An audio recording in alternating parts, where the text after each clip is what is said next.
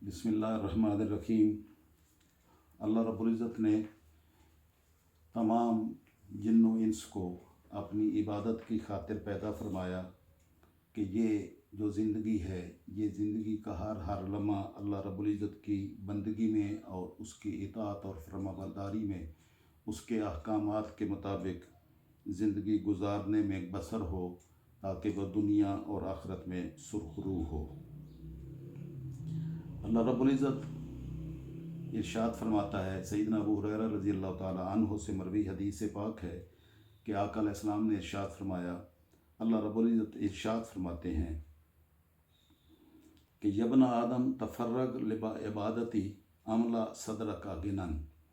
आज आपको नज़र आता होगा कि हर तरफ जो है ना लोग नफ्सा नफ्सी के आलम में दुनिया कमाने की खातिर इस तरह सरगर्दां हैं कि हलाल व हराम की तमीज़ ख़त्म हो गई। हर तरफ नफ्सा नफ्सी के आलम में इंसान ज़ख़ीरा अंदोज़ी और दूसरों की लूट खसूट और दूसरों के खून का आखिरी कतरा भी निचोड़ने के लिए हर बंदा जो है ना वो अपनी जगह पे आपको कोशां नज़र आएगा और उसको आखरत भूल गई है। तो अल्लाह रब्बुल इज़्ज़त इरशाद फरमाते हैं, आका अलैहिस्सलाम ने बयान फरमाया, यानी ये हदीस कुदसी है कि अल्लाह रब्बुल इज़्ज़त इरशाद फरमाता है कि ए इब्ने आदम, तो मेरी इबादत के लिए टाइम निकाल।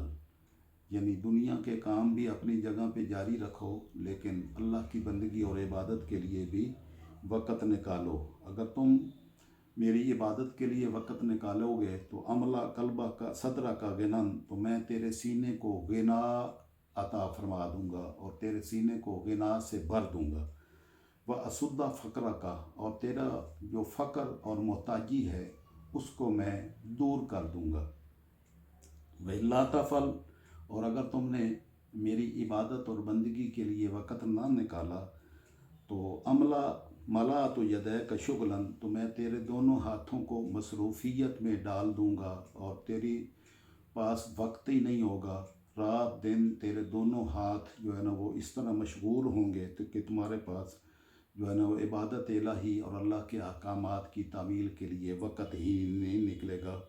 और इतनी मसरूफ़ियात के बावजूद भी वलम असुद्दा फ़क्र का, मैं तेरी मोहताजी को भी दूर नहीं होने दूँगा, तेरी मोहताजी तुझ पर कायम रहेगी। रब्बे ज़ुल जलाल अपने बंदों को ये अहकामात इरशाद फरमाता है कि फ़क्र व मोहताजी से बचने का तरीक़ा अल्लाह की बंदगी और अल्लाह की इबादत है। इसलिए मालो दौलत ना मांगे अल्लाह की ज़ात से, अल्लाह की ज़ात से दिल की गिना मांगे कि अल्लाह रब्बुल इज़्ज़त दिल को गनी कर दे और दिल में ऐसी कैफियत पैदा हों कि वो थोड़ा भी उसको मुयस्सर आए तो वो अल्लाह का शुक्र अदा करे। इसलिए ताजदार कायनात सल्लल्लाहु अलैहि वसल्लम ने इरशाद फरमाया कि तुम्हारे लिए जो है ना ये जो भी अहकामात दिए गए हैं अल्लाह रब्बुल इज़्ज़त की तरफ से और उसके रसूल मुकर्रम सल्लल्लाहु अलैहि वसल्लम की तरफ से, तो उसी में तुम्हारी खैर है। और जिसको अल्लाह की बंदगी नसीब नहीं होती तो उसके पास जितना मर्ज़ी माल जमा हो जाए तो वो उसके लिए फितना और फसाद के सिवा कुछ नहीं है। अल्लाह रब्बुल इज़्ज़त ने इरशाद फरमाया, इन्नमा अम्वालुकुम व औलादुकुम फितना, तुम्हारे माल और तुम्हारी औलादें बहुत बड़ी आजमाइश हैं। यही माल और यही औलादें इंसान के लिए इस ज़िंदगी की तबाही का सबब बन जाती हैं। और अगर अल्लाह की इताअत और उसकी फरमाबरदारी में इंसान को शुक्र की और सब्र की तौफीक नसीब हो जाए तो यही औलादें और माल वो थोड़ा ही क्यों ना हो तो अल्लाह रब्बुल इज़्ज़त की बारगाह में सुरखरुई का सबब बन जाता है।